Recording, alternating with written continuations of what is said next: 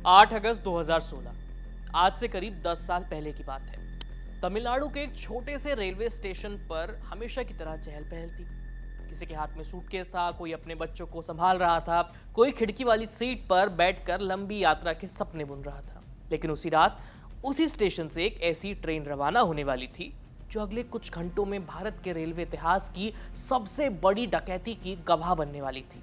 हैरानी की बात यह नहीं थी कि करोड़ों रुपए चोरी हुए, हैरानी की बात यह थी कि चोरी उस ट्रेन में हुई जिसके अंदर रखे पैसों तक कोई पहुंच ही नहीं सकता था। डिब्बा पूरी तरह से सील था, चारों तरफ हथियारबंद पुलिस तैनात थी, हर स्टेशन पर उसकी सुरक्षा जांच हो रही थी और चलती ट्रेन में चोरी हो गई और किसी को इसकी भनक भी नहीं लगी। इस केस ने सिर्फ भारतीय रेलवे ही नहीं बल्कि आरबीआई, तमिलनाडु पुलिस और पूरे देश की सुरक्षा व्यवस्था पर कई सवाल खड़े कर दिए। 2 साल तक पुलिस अंधेरे में हाथ पांव मारती रही। फिर इस जांच में mobile tower data, high resolution satellite imagery और हजारों लोगों से पूछताछ जैसी आधुनिक तकनीक का सहारा लिया गया। यहां तक कि नासा से भी मदद मांगी गई। आखिरकार जब सच सामने आया तो पता चला कि इस पूरी डकैती के पीछे कोई अंतर्राष्ट्रीय गैंग नहीं बल्कि भारत के सबसे शातिर इंटरस्टेट अपराधियों के एक गिरोह इसमें शामिल था। लेकिन सबसे बड़ा ट्विस्ट तो अभी आना बाकी था। जिन पैसों के लिए इन डकैतों ने अपनी जान दांव पर लगा दी, आखिरकार उसी पैसे को उन्हें अपने हाथों से आग लगाकर क्यों जलाना पड़ा? आखिर ये पूरी कहानी थी क्या? पुलिस को 2 साल तक कोई सुराग क्यों नहीं मिला? इस सच्ची घटना की कहानी सुनाएंगे आपको आज कड़क फाइल्स के इस एपिसोड में। नमस्ते, मैं हूं आयुष। कहानी शुरू करते हैं। बात है 8 अगस्त 2016 की। रात के करीब 9 बजने वाले थे। तमिलनाडु का सेलम रेलवे स्टेशन रोज की तरह यात्रियों से भरा हुआ था। प्लेटफॉर्म पर चाय वालों की आवाजें गूंज रही थी, कुली तेजी से सामान ढो रहे थे और कोई अपने परिवार को बाय बोल रहा था तो कोई जल्दी जल्दी अपनी बोगी की तलाश कर रहा था, सीट ढूंढ रहा था। प्लेटफॉर्म पर train number 11064 Salem Chennai Egmore express अपनी रोज की यात्रा के लिए तैयार खड़ी थी। ऊपर से देखने पर ये बिल्कुल सामान्य पैसेंजर ट्रेन लग रही थी, लेकिन उस रात इस ट्रेन में कुछ ऐसा भी था जिसकी जानकारी वहां मौजूद ज्यादातर लोगों को नहीं थी।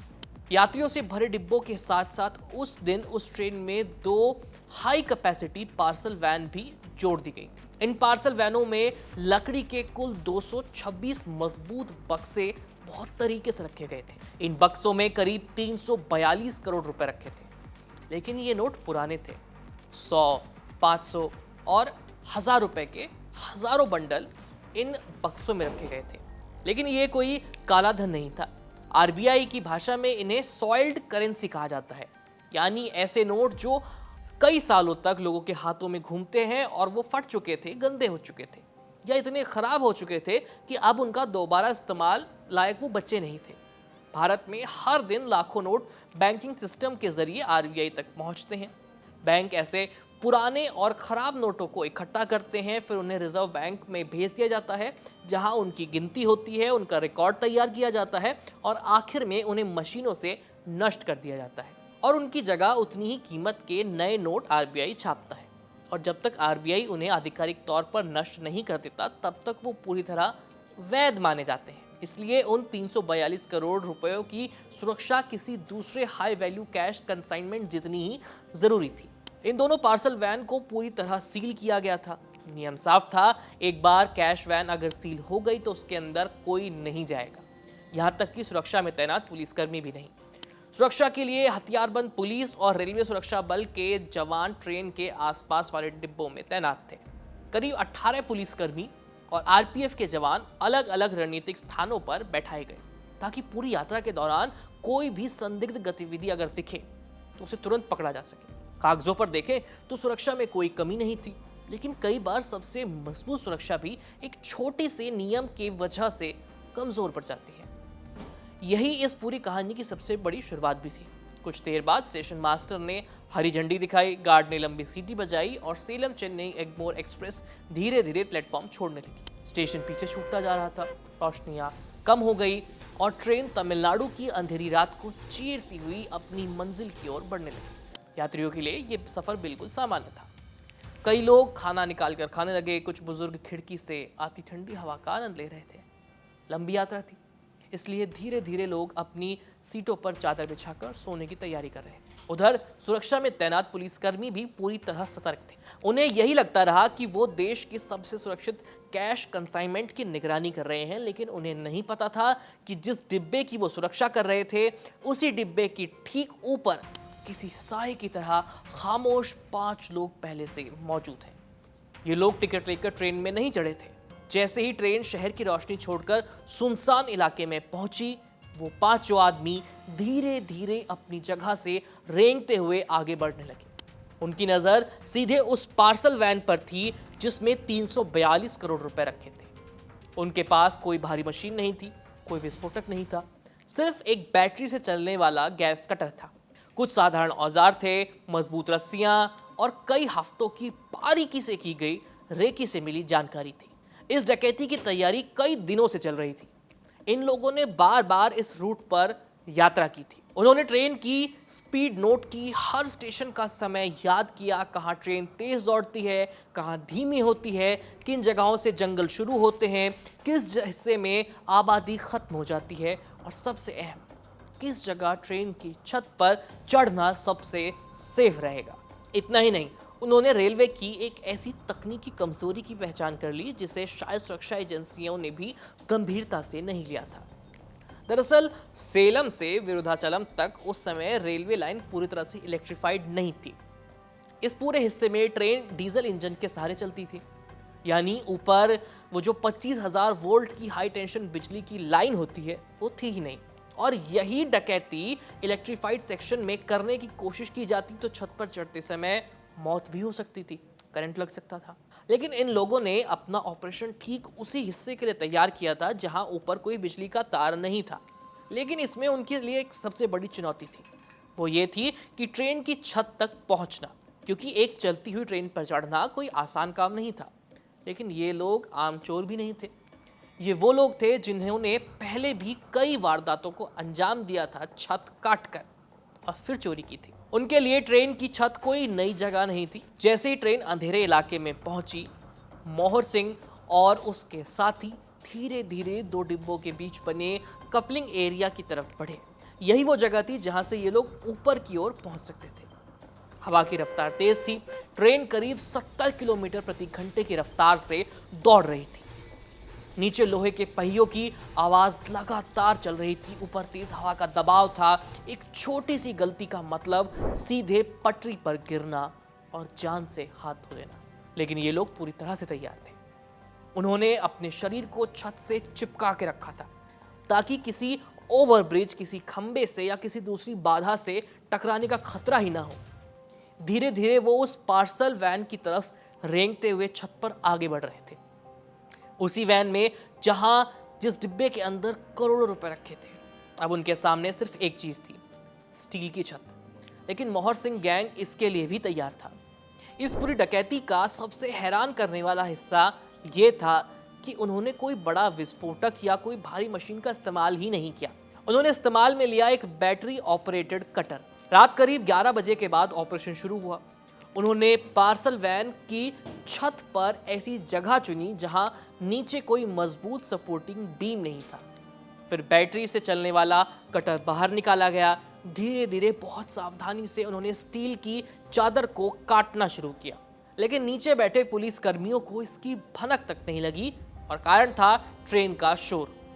एक तरफ डीजल इंजन की भारी आवाज थी, दूसरी तरफ पटरी पर दौड़ते पहियों की गड़गड़ाहट, और इन दोनों के बीच छिप गई करोड़ों की चोरी। कुछ देर बाद मेहनत रंग भी लाई। पार्सल वैन की छत पर करीब 2 फीट लंबा और 2 फीट चौड़ा एकदम चौकोर आकार का एक छेद बनाया गया।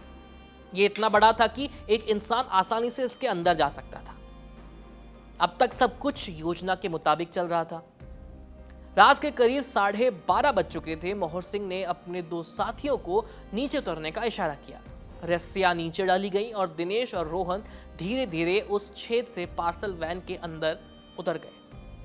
अंदर पूरी तरह से अंधेरा था। चारों तरफ लकड़ी के बक्से रखे थे, कुल 226 बक्से। हर बक्से में पुराने नोटों के बंडल थे, लेकिन उनके पास समय बहुत कम था। उन्होंने सिर्फ उन्हीं बक्सों को चुना जिन्हें जल्दी से खोला जा सकता था। वो नोट जो कुछ समय बाद नष्ट होने वाले थे, अब चोरों की लुंगियों में वो भरे जा रहे थे। उन्होंने 100 और दूसरे छोटे नोटों वाले बक्सों को हाथ ही नहीं लगाया। उनका पूरा फोकस था 500 और 1000 रुपए के नोटों पर। कुछ ही मिनटों में उन्होंने लाखों नहीं करोड़ों रुपए इकट्ठा कर लिए। उन्होंने नोटों के बंडलों को कपड़ों और अपनी लुंगियों में बांधना शुरू किया। धीरे धीरे लुंगियों से बनी 6 बड़ी पोटलियां तैयार की गई, जिसमें करीब 5 करोड़ 78 लाख रुपए थे। अगर उनके पास और समय होता तो शायद वे इससे कहीं ज्यादा गुना रकम चुरा सकते थे। लेकिन अपराध का सबसे बड़ा दुश्मन होता है समय, और उनका समय खत्म हो रहा था। ट्रेन अब विरुद्धाचलम की तरफ बढ़ रही थी। मोहर सिंह को पता था कि अब ज्यादा देर रुकना खतरे से खाली नहीं। ऊपर बैठे साथियों ने नीचे मौजूद दोनों चोरों को संकेत दिया। दिनेश और रोहन ने पैसों की पोटलियां ऊपर पहुंचा दी। फिर रस्सियों की मदद से खुद भी वापस छत पर आ गए। अब अगला चरण था ट्रेन से भागना। मोहर सिंह गैंग ने पहले से एक जगह तय कर रखी थी। विरुद्धाचलम स्टेशन से कुछ किलोमीटर पहले एक सुनसान इलाका था, जहां ट्रेन की पटरी में घुमाव था। इसलिए ट्रेन को वहां चलने के दौरान अपनी स्पीड धीमे करनी होती थी। उन्होंने इसी बात का खास ध्यान रखा था और यही उनका भागने का रास्ता भी बना। जैसे ही ट्रेन उस जगह पर पहुंची, वहां पहले से खड़े बाकी साथियों की तरफ उन्होंने पैसों से भरी पोटलियां नीचे फेंक दी। स्पीड धीमी थी, इसलिए वो ट्रेन से नीचे कूद गए और वहां से फरार हो गए। कुछ सेकंड और सब कुछ खत्म, और पुलिस को भनक तक नहीं लगी। सेलम चेन्नई एग्मोर एक्सप्रेस अपनी रफ्तार से आगे बढ़ती रही। सुबह करीब 4 बजे ट्रेन चेन्नई एग्मोर स्टेशन पहुंची। यात्रियों के लिए ये एक सामान्य सी सुबह थी। लोग अपने सामान लेकर उतरने लगे। स्टेशन पर फिर वही रोज की हलचल शुरू हो गई। सुरक्षा में तैनात पुलिसकर्मी अब भी पूरी तरह निश्चिंत थे। उन्हें लग रहा था कि करोड़ों रुपए वाला पार्सल कोच बिल्कुल सेफ है। सुबह करीब 11 बजे आरबीआई अधिकारी कैश लेने पहुंच गए। सब कुछ तय प्रक्रिया के अनुसार होना था। सील तोड़ी गई, दरवाजा खोला गया। पहला पार्सल कोच देखा तो सब कुछ सही था, नॉर्मल था। बक्से अपनी जगह रखे थे। लेकिन जैसे ही वो दूसरे पार्सल कोच का दरवाजा खोलते हैं, अंदर का नजारा देखकर सबके होश उड़ गए। छत में एक बड़ा सा छेद था। लकड़ी के टूटे हुए बक्से चारों तरफ पड़े थे। नीचे फर्श पर नोट बिखरे पड़े थे। ऊपर छेद से रोशनी पूरे डिब्बे में फैल रही थी। जब पैसों की गिनती शुरू की गई तो सच सामने आया। कुल 5 करोड़ 78 लाख रुपए गायब थे। भारत के रेलवे इतिहास में पहली बार किसी ने चलती ट्रेन की छत काटकर इतनी बड़ी चोरी को अंजाम दिया था। अब मामला सिर्फ चोरी का नहीं था। यह रेलवे सुरक्षा, आरबीआई सिस्टम और पुलिस व्यवस्था के लिए खुली चुनौती थी। और इस चुनौती को सुलझाने की जिम्मेदारी अब उन जांचकर्ताओं की थी जिनके सामने एक ऐसा अपराध था जहां ना कोई गवाह था, ना कोई सीसीटीवी फुटेज थी और ना ही कोई ऐसा सुराग जिससे सीधे अपराधियों तक पहुंचा जा सके। शुरुआत में जांच एजेंसियों को लगा कि ये काम किसी अंदर के आदमी की मदद के बिना मुमकिन है ही नहीं, क्योंकि जिस जगह से छत काटी गई वो कोई सामान्य जगह नहीं थी। चोरों को पता था कि किस जगह से छत को काटना है, कहाँ कोई मजबूत बीम नहीं है और कहाँ सीधे अंदर पहुंचा जा सकता है। यानी उनके पास डिब्बे की तकनीकी जानकारी थी। इसी वजह से सबसे पहले शक रेलवे कर्मचारियों, पार्सल स्टाफ और सुरक्षा में तैनात लोगों पर गया। सैकड़ों लोगों से पूछताछ की गई। लोडिंग स्टाफ, रेलवे कर्मचारी, आरपीएफ जवान, सुरक्षा अधिकारी, हर किसी से सवाल पूछे गए, लेकिन किसी के खिलाफ कोई ठोस सबूत मिला ही नहीं। जांचकर्ताओं के सामने बड़ी समस्या थी, वो ये कि इस पूरी वारदात का कोई प्रत्यक्ष गवाह ही नहीं था, या फिर कोई ऐसा व्यक्ति जिसने चोरों को ट्रेन में चढ़ते हुए देखा हो, न ही कोई ऐसा जिसने उन्हें पैसे लेकर भागते हुए देखा हो। और सबसे बड़ी कमी थी सीसीटीवी फुटेज की। उस समय इस पूरे रूट पर ऐसा कोई कैमरा नेटवर्क नहीं था जिससे चोरों की तस्वीर मिल पाए। शुरुआती जांच में पुलिस ने कई एंगल पर काम किया। एक संभावना यह थी कि शायद किसी यात्री ने इस वारदात को अंजाम दिया हो, क्योंकि ट्रेन में हजारों लोग सफर कर रहे थे। दूसरा शक स्थानीय अपराधियों पर गया। पुलिस ने तमिलनाडु के कई एक्टिव गैंग्स की जांच की, लेकिन कोई सुराग नहीं मिला। कुछ समय बाद पुलिस का ध्यान बिहार के एक ऐसे गैंग की तरफ गया जो ट्रेनों में चोरी करने के लिए बदनाम था। ये गैंग खिड़की और छोटे रास्तों से चोरी करने के लिए जाना जाता था। जांच टीम बिहार तक पहुंची, लेकिन वहां से भी कोई मदद नहीं मिली। जितना समय गुजर रहा था उतना ही ये केस भी मुश्किल होता जा रहा था। मीडिया में ये मामला लगातार सुर्खियां बटोर रहा था। तो 2 दिन बाद यानी 11 अगस्त 2016 को ये मामला तमिलनाडु की सबसे बड़ी जांच एजेंसी में से एक सीबीसीआईडी को सौंप दिया गया।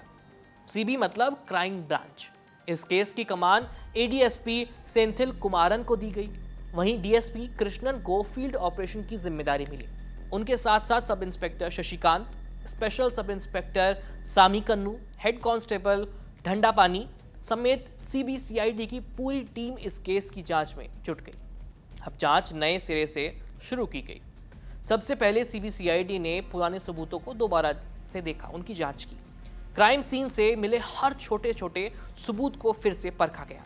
छत में बने सुराख का स्टडी की गई, टूटे हुए बक्सों की जांच हुई, फर्श पर मिले निशानों को देखा गया। फॉरेंसिक टीम ने भी अपनी जांच शुरू कर दी। फॉरेंसिक टीम को कुछ फिंगरप्रिंट मिले और एक जगह खून की छोटी सी बूंद भी मिली। ऐसा लग रहा था कि जैसे किसी चोर की उंगली चोरी करते समय कट गई हो। जांचकर्ताओं को उम्मीद जगी कि शायद अब अपराधियों तक पहुंचना आसान हो जाएगा, लेकिन जब इन फिंगरप्रिंट और खून के सैंपल की रिकॉर्डिंग से जो पुलिस के पास डेटाबेस था उससे मैच किया गया तो कोई मैच ही नहीं मिला। ये सब सुराग बेकार साबित हो गए। अब सीबीसीआईडी के सामने सबसे बड़ी चुनौती थी चोरों को ढूंढना। और कैसे ढूंढा जाए, क्योंकि चोरी हुए नोटों के सीरियल नंबर रिकॉर्ड ही नहीं किए गए थे। ये इस केस की सबसे बड़ी कमजोरी भी बन गया। इसके बाद सीबीसीआईडी ने एक बड़ा ऑपरेशन शुरू किया। सेलम से चेन्नई तक करीब 350 किलोमीटर के पूरे रेलवे रूट को दोबारा खंगाला गया। रास्ते में आने वाले हर स्टेशन की जानकारी जुटाई गई। हर जगह जहां कोई सीसीटीवी उपलब्ध था उसकी जांच की गई, लेकिन फिर भी कोई ठोस सुराग नहीं मिला। महीनों बीत गए, फिर 1 साल बीत गया, लेकिन केस वहीं का वहीं खड़ा था। अब ऐसा लगने लगा था कि शायद ये भारतीय इतिहास की उन गुत्थियों में शामिल हो जाएगा जिनका जवाब अभी तक नहीं मिला है। लेकिन सीबीसीआईडी ने हार नहीं मानी। अब उन्होंने जांच का तरीका बदलने का फैसला किया। अगर इंसानी आंखों से सुराग नहीं मिल रहा था तो शायद डेटा ही कुछ बता सकता था। पुलिस ने टेक्नोलॉजी का सहारा लिया। उन्होंने 8 और 9 अगस्त 2016 की रात को सेलम से चेन्नई के बीच एक्टिव सभी मोबाइल नंबरों का डेटा निकालना शुरू किया। ये काम आसान नहीं था, क्योंकि उस रात हजारों यात्री ट्रेन में सफर कर रहे थे। लाखों मोबाइल सिग्नल्स उस इलाके में एक्टिव थे। इन सब के बीच अपराधियों के नंबर ढूंढना ऐसा था मानो कोई भूसे के ढेर में सुई ढूंढ रहा हो। लेकिन जांचकर्ताओं को एक खास पैटर्न की तलाश थी। ऐसे मोबाइल नंबर जो ट्रेन के साथ साथ एक टावर से दूसरे टावर तक मूव कर रहे हों, यानी जिनकी लोकेशन ट्रेन के रूट के साथ साथ बदल रही हो और फिर विरुदाचलम के आसपास अचानक गायब हो जाए। कई हफ्तों की मेहनत के बाद डेटा में कुछ संदिग्ध नंबर सामने आए। ये नंबर आम यात्रियों जैसे नहीं लग रहे थे। इनकी लोकेशन ट्रेन के साथ साथ बदल रही थी और सबसे बड़ी बात, ये नंबर स्थानीय भी नहीं थे। इनका कनेक्शन मध्य प्रदेश से निकल रहा था। लेकिन सिर्फ मोबाइल नंबर मिल जाना ही काफ़ी नहीं था, क्योंकि ये लोग ट्रेन में सफ़र कर रहे सामान्य यात्री भी हो सकते थे। जांच अभी भी अधूरी थी, मामला अभी सुलझा नहीं था। जांच की हर दिशा धीरे धीरे खत्म होती जा रही थी।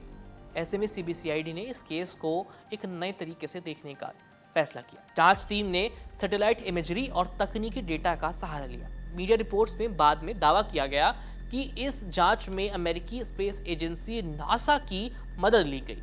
टीम ने उस रात सेलम से चेन्नई के बीच पूरे इलाके की हाई रेजोल्यूशन सैटेलाइट तस्वीरों का अध्ययन किया और ट्रेन के रूट, आसपास के इलाकों और संभावित गतिविधियों का विश्लेषण किया।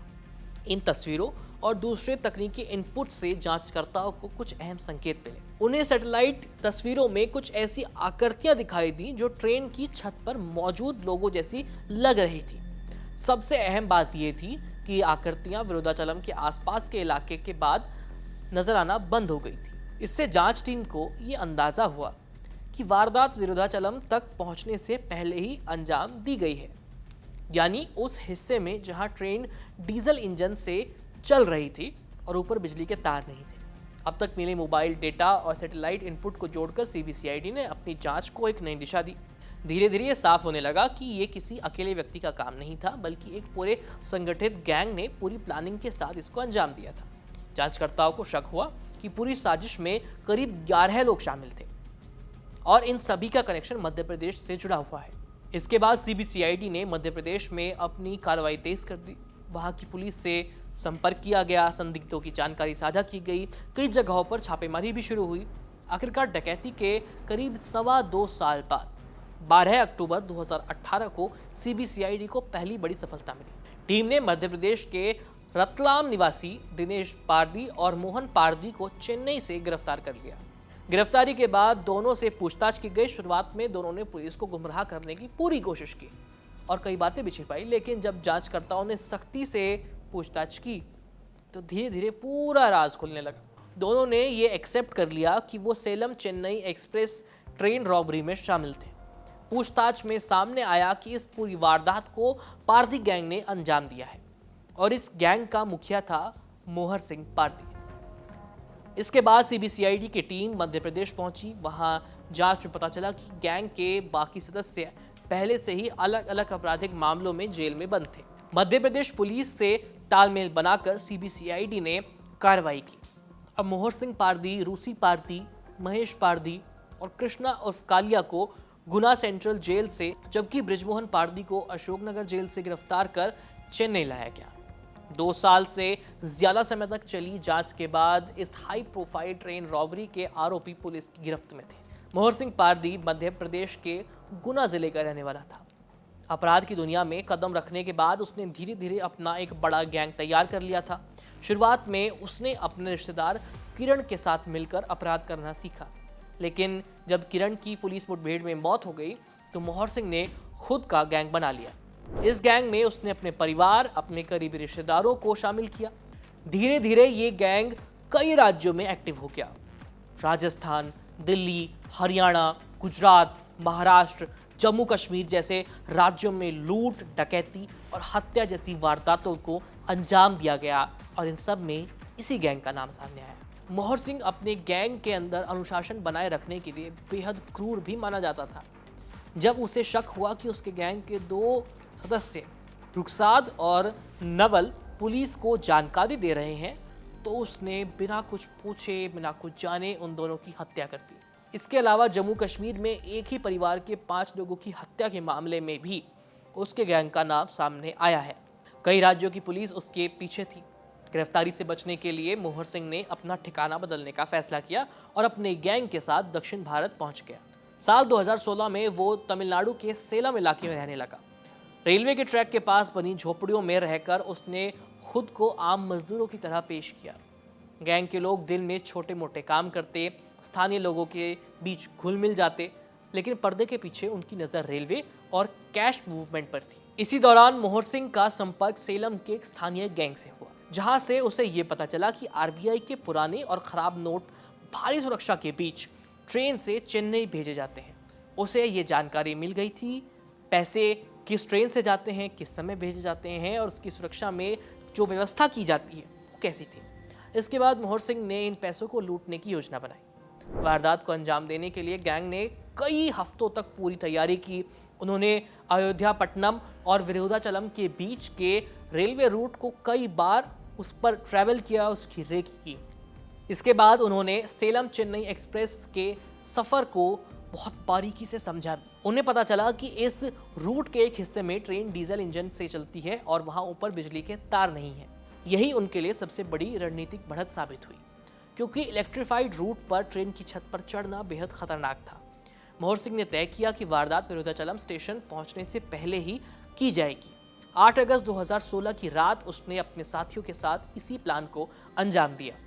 चलती ट्रेन की छत काटकर गैंग ने करीब 5 करोड़ 78 लाख रुपए लूट लिए और फरार हो गए। लेकिन अपराधियों की किस्मत ज्यादा समय तक उनका साथ देने वाली नहीं थी। इस लूट के बाद पारदी गैंग ने पैसों का इस्तेमाल करना शुरू किया। उन्होंने कुछ जमीनें खरीदी, अपने रहन सहन पर पैसा खर्च किया और बाकी पैसा अय्याशी में उड़ा दिया।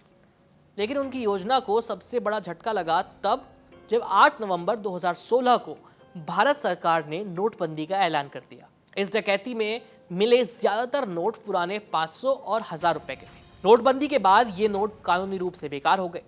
गैंग के लिए सबसे बड़ी समस्या ये थी कि इतनी बड़ी रकम को बैंक में जमा कराना आसान नहीं था।